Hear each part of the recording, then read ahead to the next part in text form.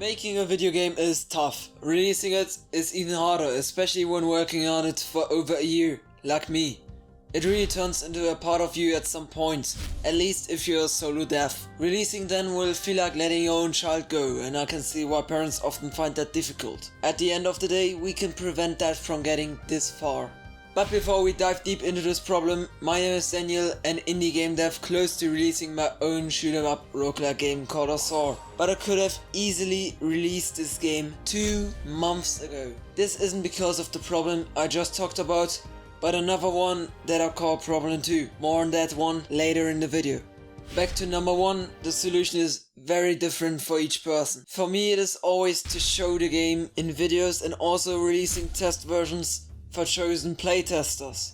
This helps me with the fact that Azure sees the public at some point, because it has already seen a tiny bit of it. And also big advantages are that the game is now tested by other people than myself, and I build an audience interested in Azure. If that doesn't work for you, however, you should just think of something keeping distance between yourself and another thing or person. This distance will at the end of the day save you from calling your video game your baby. I think we all see the parallels of raising a child and creating a video game, but it's completely different, to be honest. With a child we should have an emotional bond, but having that with a video game is the worst thing in terms of releasing. What makes things weird though is it actually being good.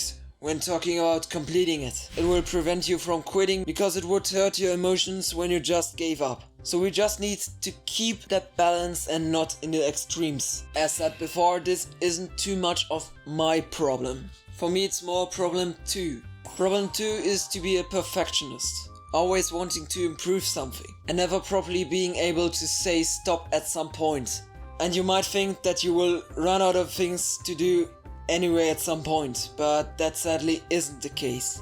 Sometimes you won't even add something that stays in the game, but rather will be erased later anyway. It's the constant desire of improving a game without actually having to do so, and rarely actually doing it. Don't get me wrong though, it is really important to add details, but just to a certain level. If I don't set myself an actual deadline, I will never ever release this thing. So set yourself deadlines for all sorts of milestones when making your game. For me these were the devlog series I'm doing here on YouTube. Now that you have deadlines, make sure to add some buffer time between tasks as well. You really don't want to overwork yourself because the time plan didn't work out as you originally thought. Planning is key to making both a good game and a finished one. Proper planning also improves your health if that needs to suffer because of game dev.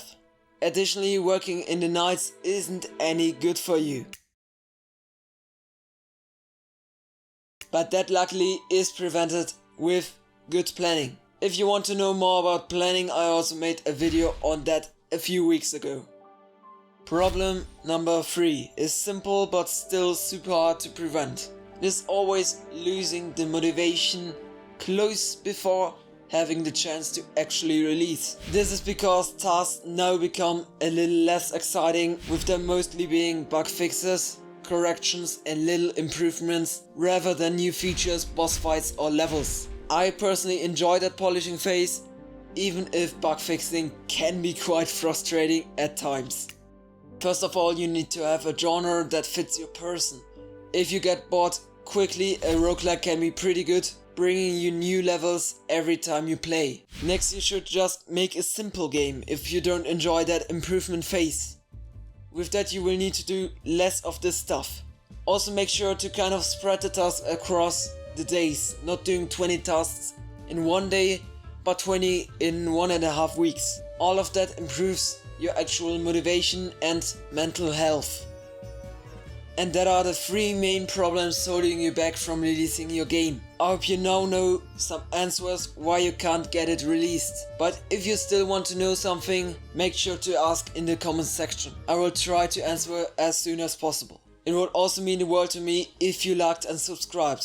I also made a whole video about motivation with long-term projects, so you can check out that. See you next time, cheers!